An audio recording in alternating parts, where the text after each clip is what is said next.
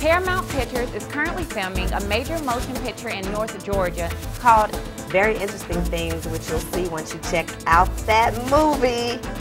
We generally work on a few different types of projects. Obviously, we do a lot of short films. Michael, how did you get started in filmmaking? A very large part of the success of any project.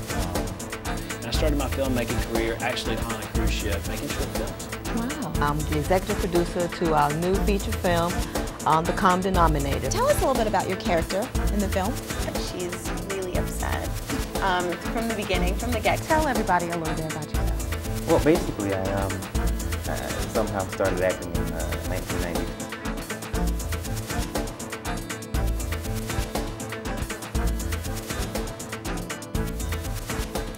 Hello, I'm Shermaine McKellar, and I'd like to welcome you to another episode of Rural Hollywood, a show that takes an in-depth look at the movie industry in the Southeast and beyond. On today's episode, I will sit down with filmmaker and screenwriter Rahiem Shabazz, who is the writer and executive producer of the feature film, The Sun Will Rise. I will also talk to Nicole, who is the lead actress in the upcoming film, The Kissing Bandit.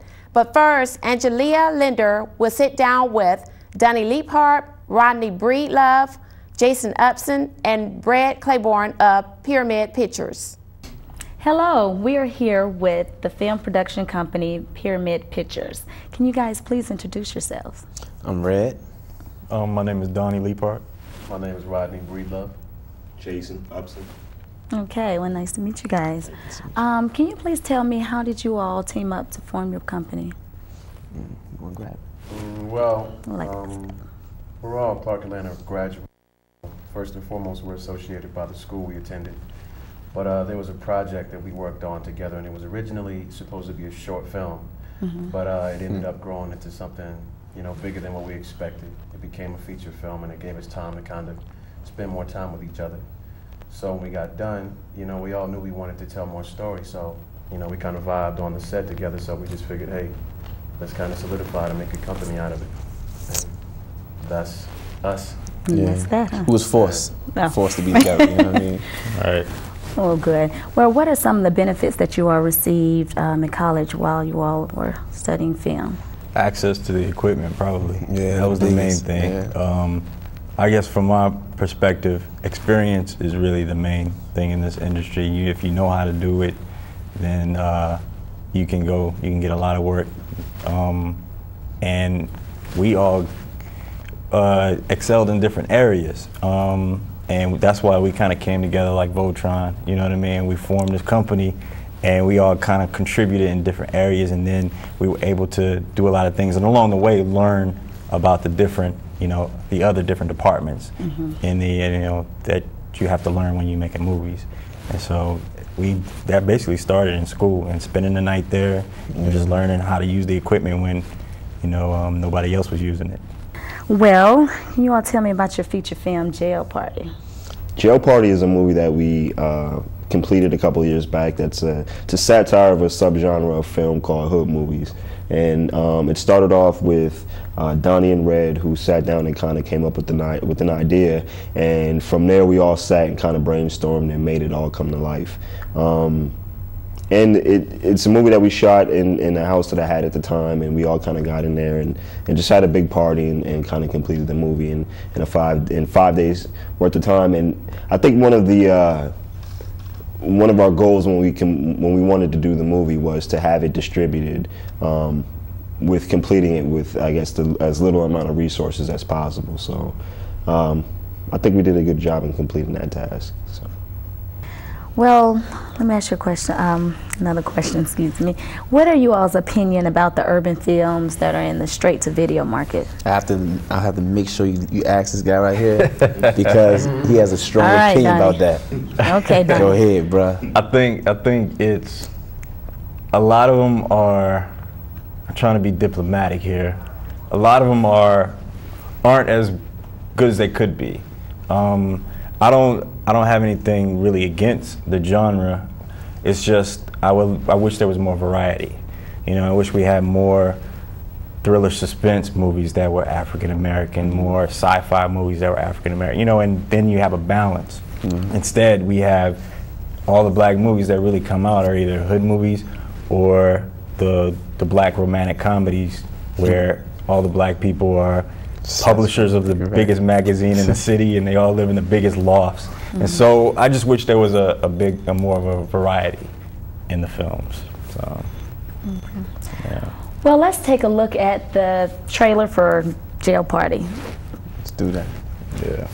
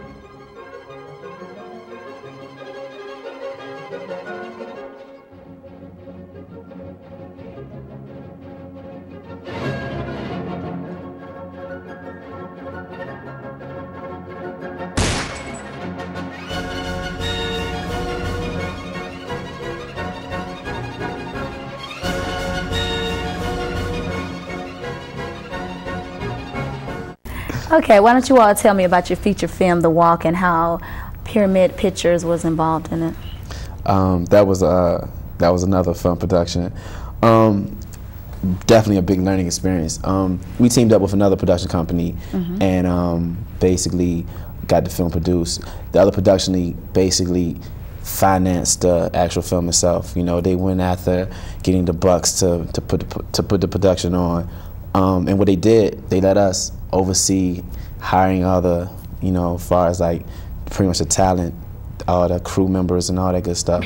So we got to bring in introduce Eva Pigford. Eva Pigford, yeah. She won the Next Top Model, and she was another Clark person. You know what I mean? So it's like, and it was just cool because the director, another talented brother that went to Clark, Brothers plural. Yeah, Brothers is co-directed that piece, and you know, we were just able to like handle all that good stuff. So we was able to handle all the scheduling and all that good stuff. So I mean, it was a cool experience. But you know, teaming up with and learning that you gotta sometimes bend, like I said, because it was a co-production. You had to like, kind of like work with them. Like, you know, we always didn't see eye to eye, but it was just a good experience in the beginning because you know that, you know. Yeah. Good learning experience. Okay. Yeah. Well, tell us about your upcoming movie, The 17th Day. Wow, beast. That's a beast. That's a beast. Oh, man, that's. Tell them how it started out. Maybe we should all share that one since we all shared the movie. Let's begin with the catalyst here. Right. Yeah, well, it started out as we wanted to do an episodic project where we each do like a 5 to 8 minute short, and basically it's like passing a baton. The next filmmaker comes in and continues the story on from the point the last filmmaker left off, and we keep doing that. And so it kind of grew into a point where we was like, okay, we should make this into a feature film. Right. And so that's where we are now, basically getting it finalized so that we can package it together as a feature film. And it's I guess the craziest thing about the project is we've been working on it for a while, so the actors who have been in it from the beginning, they've got a beard that's growing, or the hair, you know what I mean? So we kind of write stuff into the story to try to, and some people have moved away, and so we kind of kill a lot of characters off. But it still kind of makes sense in the context of the story. So, and it was a challenge. That was a challenge in the filmmaking process. Definitely. Yeah. So that movie is produced, written, directed by more than one person, which is non-traditional. But it was definitely challenging. Definitely challenging. I think one of the things that we got from it too is learning that certain ideas don't always work out until they be planned. And kind of improvise and work with the cards that kind of come about as it pertains to the project. So, but it also goes along with what Donnie was talking about earlier with doing projects that were more science fiction based and not just dealing with traditional quote unquote black subject matters. Right. Do you have anything to add to that, Red? It's I think it was the challenging part, man, going through seasons. You know what I mean? Because like as we said, the time span, you know, might be winter. You know, we start off roughly the fall, so we shooting dead winter. It's brick outside, you know what I mean? And just still trying, and the actors, and I give it up to the actors because they held down their trembling, the chatters of the teeth and everything just to get it done. It was, you know, we had some real troopers, man. So it's really something to look back at, like, yo, that's crazy. I think once we get it completed, it's gonna be a movie that people won't forget. Because like Jason said, there's some science fiction elements in there, dramatic elements, some religious stuff, some thriller, suspense, some action elements. So it's like everything you can think of in one movie because a lot of different hands were involved in making it. So and some really good acting in it.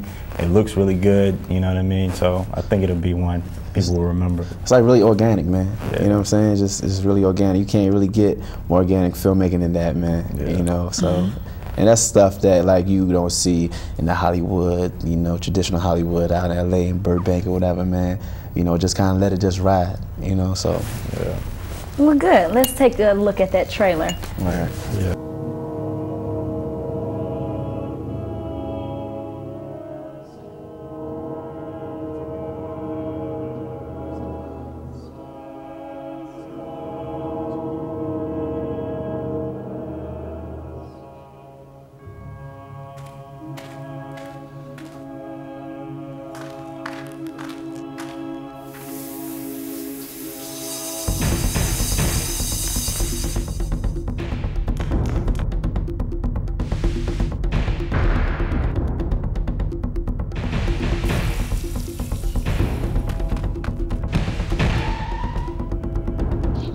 The key to all of this.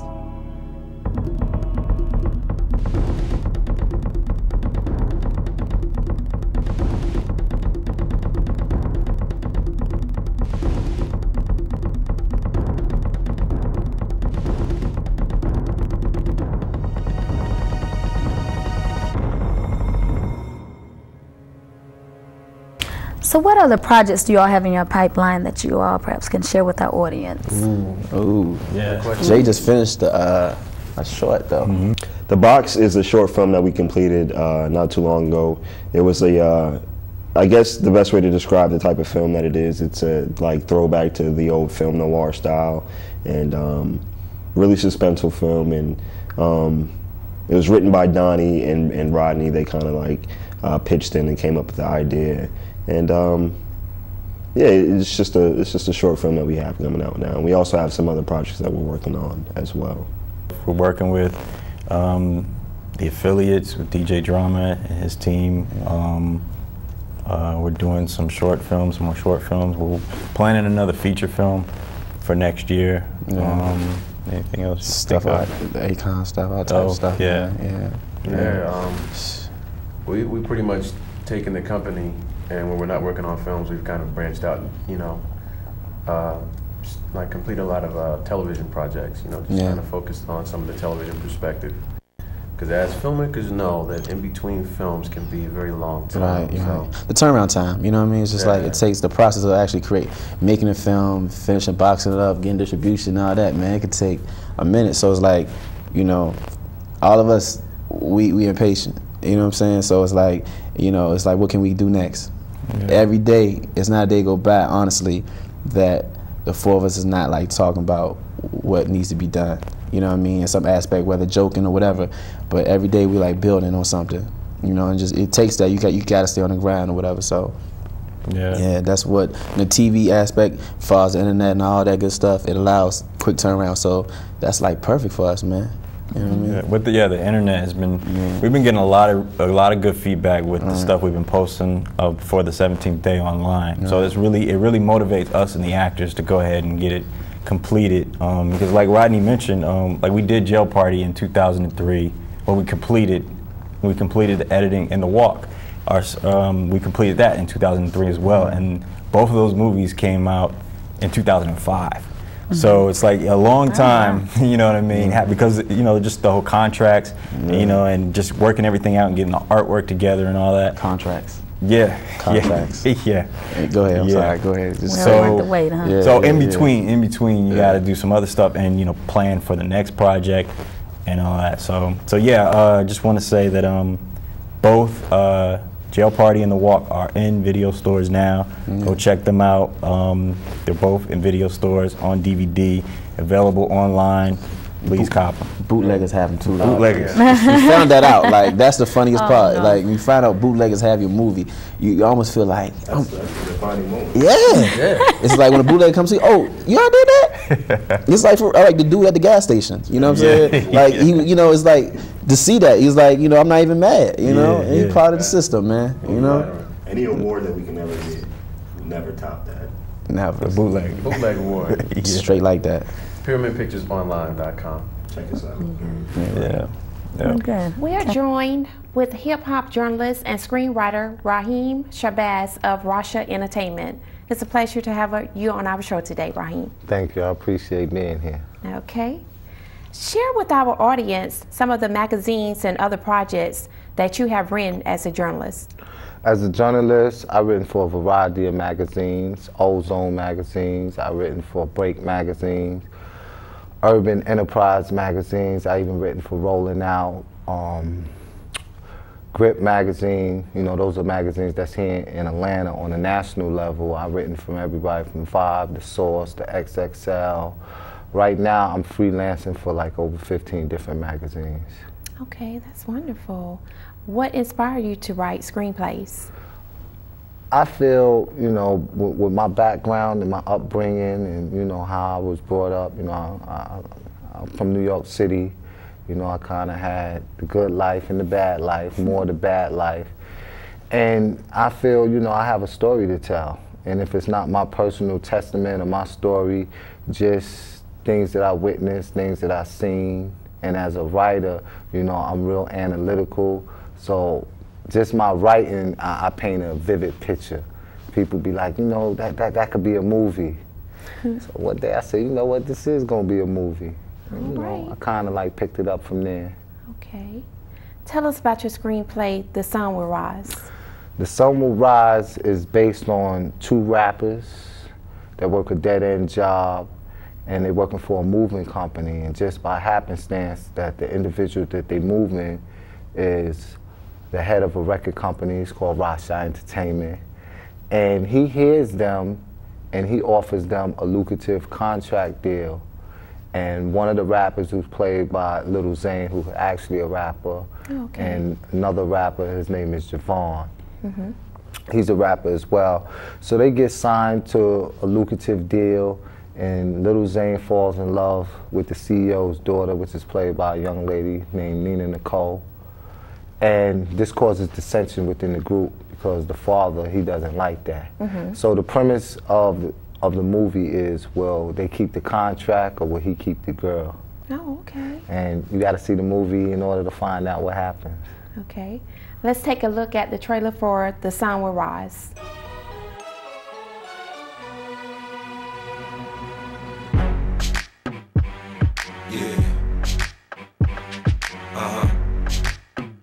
So seductive. I take you to the candy shop. Pull up to your spot on low, shine brighter than all of the cats that got on glow. Lay in the cut like they not gon' know, cause if I gotta make a move, dog, they not gon' know. This dorm all private, this is not faux show. It's most def what you call real faux show. Is they what you call gangster? Hell no. They get a little pinch and go snitch to the pole. They all talk fast and they all think slow. I'm most definite, not think so. Flood your city with the black ink. That's all we need to talk about on the radio today. What up? It's Mommy True, not the Flies Mommy on your radio, doing it real big on Hot 107.9. You know how I do it, and you know how I get in the streets. And guess what's going down? I heard some juicy stuff in the streets, boy. I heard a certain CEO of a major record label is pissed off. You want to know why? Because his daughter is dating one of his artists. Oh my God. That's right, it's going down. Your little mommy winding up a waist for the name that real niggas got their hand raised for. Me and Minnie got your block yellow taped off. So baby. Papa coming over to give you that raw. Favorite position is from the back door. Girl, you know the drill, don't ask no questions. You already know. Tonight's your night, girl. I'm trying to give you that thing to make it say. From the kitchen floor to the fireplace. Incense burning your body, talking that shit to me. Time to punch the clock, baby. Y'all just wanna take my place. Y'all can't hold me down. What we own? Do you know who that is? That is the Earl Edwards. First off, it's the new jump off, girl. Pop you back until you shake your thong off, girl. That's it, make it move for me, baby, yeah. Roll it back and make it smooth for me, baby, yeah. That's enough, I hear the streets, they be talking. What you say, they good boy, got that roll shit. I stay fly and spin the cheese often. I'm just here to put the nail in the coffin. Why did you choose to produce the trailer for the feature before shooting the full-length movie? Well, I knew going in that I didn't have the necessary funds to do the whole full-length movie, so I wanted to do the non-traditional approach. You know, people are not quick to invest in you if you didn't invest in yourself. So what I did was I took all the money I had and went, and I knew I could shoot a trailer.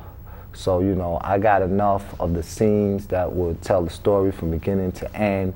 And it was just to show people that this is an independent film, and I didn't want people to take it as, oh, it's just another independent film.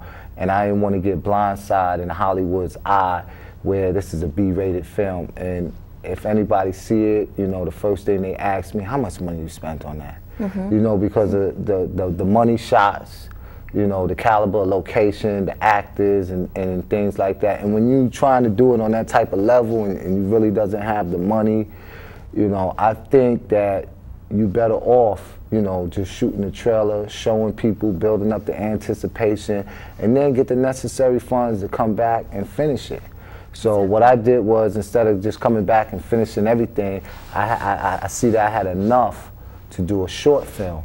Now I'm entering in film festivals, I'm winning. You know, every film festival I enter in, it's a hit. You know, I'm hitting home runs, I'm winning in it. And now the stakes is up. People are calling and, you know, what's next, what you doing now? And it was just a strategic way of getting in the game. And I don't think I'm the first person that did it. I know I'm not going to be the last. And it's just a non-traditional approach, another way of trying to hit that home run. You know, get to Hollywood. I hear you. We are now joined by Atlanta's starlets, Nicole, who is the lead actress in The Sun Will Rise and the upcoming feature film, The Kissing Bandit. Tell us about your character in The Sun Will Rise. The Sun Will Rise, my character is Arnell, and she is a teenager, and her family, they're about to move from Atlanta to New York, and she's kind of upset about that, but later on she finds that when she moves to New York, she's smitten by this guy, which is Malachi, played by Little Zane, and he's awesome. And they fall in love, but her parents don't approve of them, and the reason being is because, you know, they think she's too young to date, this, that, and the other. And actually, my father in the movie, played by Miko, he doesn't like Malachi, and he's actually owner of a record label, and that's a group that they have, you know, on the record label. And you know, we have some good times in the movie, and some high stakes. You know, he have to choose between me or his music career, and this, that, and the other. So I had a really nice time filming it. Actually, I was casted by Rahiem, and we had a wonderful time. They're hilarious. Yeah. Tell us about your upcoming feature film, The Kissing Bandit, and the character you play. The Kissing Bandit, wow. We would start shooting early in the morning, and we would stop shooting early in the morning the next day. It was so funny, Really? But I mean, the same cast and crew almost almost from the Summer Rise. So it was very easy, you know, working with them, and we were all laid back. We had a lot of fun, and you know, the product is awesome. They just completed the movie, actually. Myra, or Hera, is the character that I play in The Kissing Bandit, and she has a son, Jason, played by Christopher Marshall, and we're like a bunch of thieves. We just, you know, Myra pretends that she's gonna perform these sexual acts with these guys, and she doesn't ever do it. And, you know, she get them right there at the top, you know, how some women actually do, and then we just cut it off. And then, you know, by that time, me and my son, we're out the door with our goods and everything. Tell me your secret sexual fantasy, and I'll make it come true.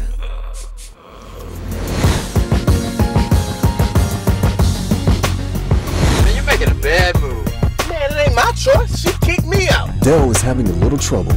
You're not being fair. We were happy for 7 long years. You were happy. With his love life. I just can't turn that fire on like that no more.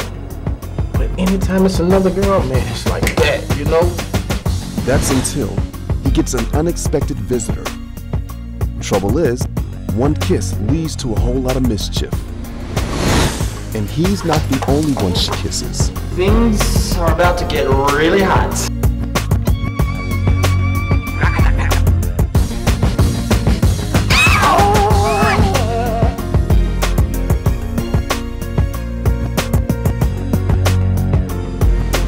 Get ready for some bandit fever.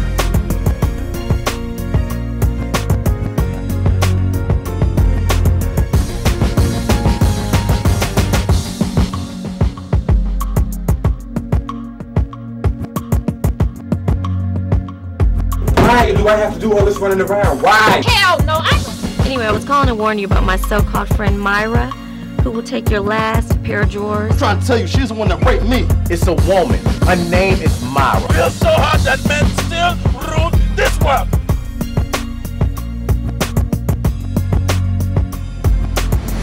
Karen, okay, I admit it.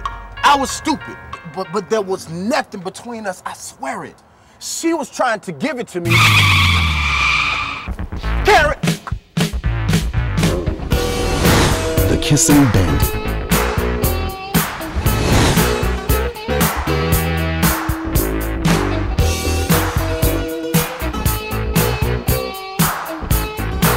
Coming soon.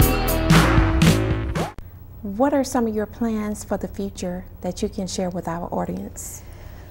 Well, I don't know. I pray every day, and I ask God to lead me in the right paths. Whatever He has for me, you know, I'm accepting it, and whatever He wants to take away from me that's not in His will, you know, to just do it, and I'll accept that, and I won't be bent out of shape about it. But you know, next year, hopefully, I do bigger and better things and just keep on growing, because you have to have a game plan and you have to take steps up to the top. You can't just stay in one spot. And you know, I'm constantly telling my manager, Jonathan, you know, okay, we need to make sure, just in case if this don't, you know, fall through, we have a game plan, and just taking me to another level. And you know, I thank Him for that, and He's been able to do that for me. For a while, and you know, He teaches me really good things. He's a great manager. I love him. Wonderful. He's sweet. Sometimes he gets on my nerves though, but you know, overall he's awesome. But you know, I have a website, NinaNicole.com, so anybody that want to know anything about what I'm doing at the time or in the future or anything in the past, everything is on there. And I also have a site, NinaNicole.net. So either site you can go to and find out anything about me. I'm always trying to update it and stay online, and you know, just keep everybody abreast of what's going on. We'd like to thank our guests, Rahiem Shabazz, Nina Nicole, Donnie Leapheart, Rodney Breedlove, Jason Upson, and Red Claiborn for appearing on our show. And we'd also like to thank you, the viewers, for joining us. So be sure to tune in next time for another episode of Rural Hollywood.